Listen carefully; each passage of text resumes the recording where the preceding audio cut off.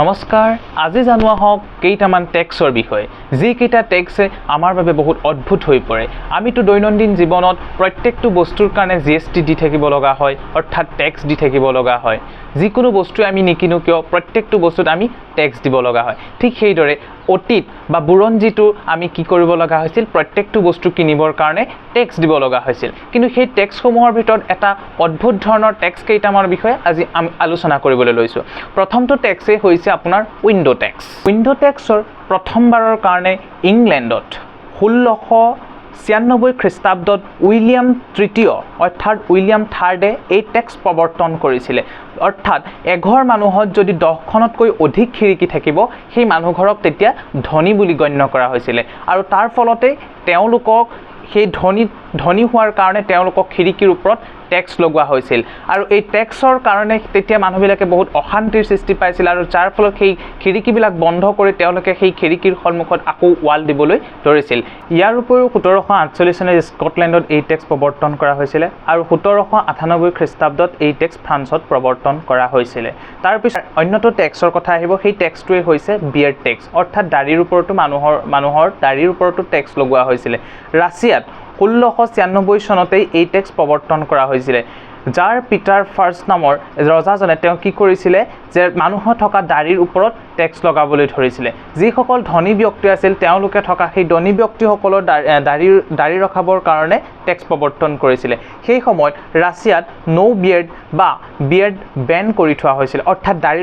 ৰখাটো তাত নিষিদ্ধ হৈছিল গতিকে যিসকল ব্যক্তিয়ে দাড়ি ৰাখিবলৈ বিচাৰিছিলে তেওঁলোকে টেক্স দিব লগা হৈছিল বিশেষকৈ যিসকল লোক চৰকাৰৰ লগত জড়িত আছিল তেওঁলোকে 60 ৰুবেল দিব লগা হৈছিল আৰু যিসকল ধনী ব্যৱসায়ী শ্ৰেণী আছিল সেই লোকসকলে 100 ৰুবেল পৰ্যন্ত টেক্স কৰ আদায় দিব লগা হৈছিল তাৰ পিছত কেথৰিন দ্য গ্ৰেট নামৰ এগৰাকী ৰাণী আহিছিল এই ৰাণীয়ে আহি পেলাই এই টেক্সটো বন্ধ কৰি দিছিল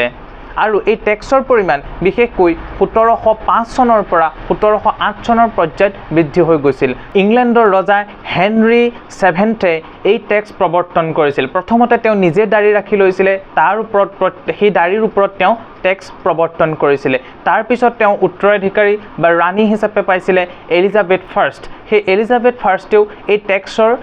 বিয়াৰ টেক্সটো কি কৰিছিল আগলৈ লৈ গৈছিল গতিকে আমি ইতিমধ্যে দুটা টেক্স পালো যি দুটা টেক্স হৈছে অতি অদ্ভুত তৃতীয়টো টেক্স আছিল ইউৰিনৰ ওপৰত হয়নে বহুত অদ্ভুত শুনিবলৈ ইউৰিনৰ ওপৰতো টেক্স লগোৱা হৈছিল অতীত ৰোমান সাম্ৰাজ্যৰ প্ৰথম শতিকাত নেৰো নামৰ এজন ৰজাই এই ইউৰিনৰ ওপৰত টেক্স প্ৰৱৰ্তন কৰিছিল আৰু পিছলৈ 70 ADত ভেস্পেচিয়ান নামৰ এজন ৰজাই এই টেক্স পুনৰ প্ৰৱৰ্তন কৰিছিল এই টেক্সৰ জৰিয়তে তেওঁলোকে ৰাজভঁৰাল টনকিয়াল কৰাটোই আছিল এক নম্বৰ উদ্দেশ্য তেওঁলোকে সেই ৰাজভঁৰাল টনকিয়াল কৰিবৰ কাৰণে কি কৰিছিল প্ৰেসাব বা আমি যেটো অসমীয়াত প্ৰেসাব বুলি কোৱা হয় মূত্ৰ বুলি কোৱা হয় অৰ্থাৎ ইংৰাজীত ইউৰিন তাৰ ওপৰত কি কৰিছিল টেক্স প্ৰৱৰ্তন কৰি তেওঁলোকে তাত থকা ইউৰিনত থকা এমোনিয়া ব্যৱহাৰ কৰি পেলাই কাপোৰৰ পৰা বিভিন্ন দাগ বা লেতেৰা গুছাবৰ কাৰণে ব্যৱহাৰ কৰিছিল আৰু আনকি ধনী মানুহখিনিয়ে সেই ইউৰিনৰ পৰা উলিওৱা এমোনিয়া ব্যৱহাৰ কৰি দাঁত মাজা ক্ষেত্ৰটো ব্যৱহাৰ কৰিছিল আৰু যিটো কথা ৰজাৰ দৃষ্টিগোচৰ হৈছিল ৰজাৰ দৃষ্টিগোচৰ হোৱাৰ পিছৰ পৰা সেই ইউৰিনৰ ওপৰত কি কৰিবলৈ ধৰিছিল টেক্স লগাবলৈ ধৰিছিল আনকি পাব্লিক টয়লেট তেওঁলোকৰ যিখিনি থাকে তাৰ ওপৰতো তেওঁ টেক্স প্ৰৱৰ্তনৰ ব্যৱস্থা কৰি যাৰ বাবে ভেস্পেচিয়ানৰ পুত্ৰ টিটুছেও তেওঁৰ দেউতাকৰ লগত বাক বিতণ্ডাৰ সৃষ্টি হৈছিল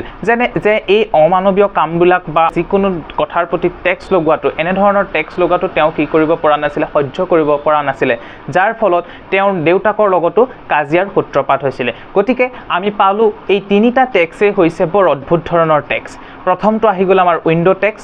সেকেন্ডটো আহি গৈছে আমাৰ বিয়াৰ্ড টেক্স আৰু থাৰ্ডটো আমাৰ হৈছে ইউৰিন টেক্স